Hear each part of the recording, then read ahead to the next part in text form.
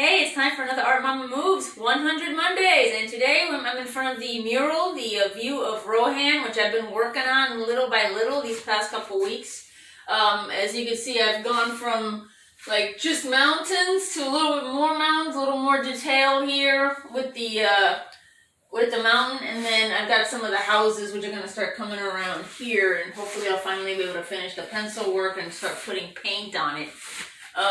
So this is how it's going to be. It's going to be done with interior paint, latex. I don't want any of that smelly, oily stuff.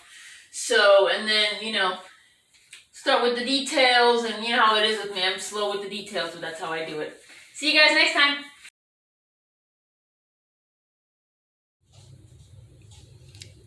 Hey everybody, it's time for another 100 Mondays.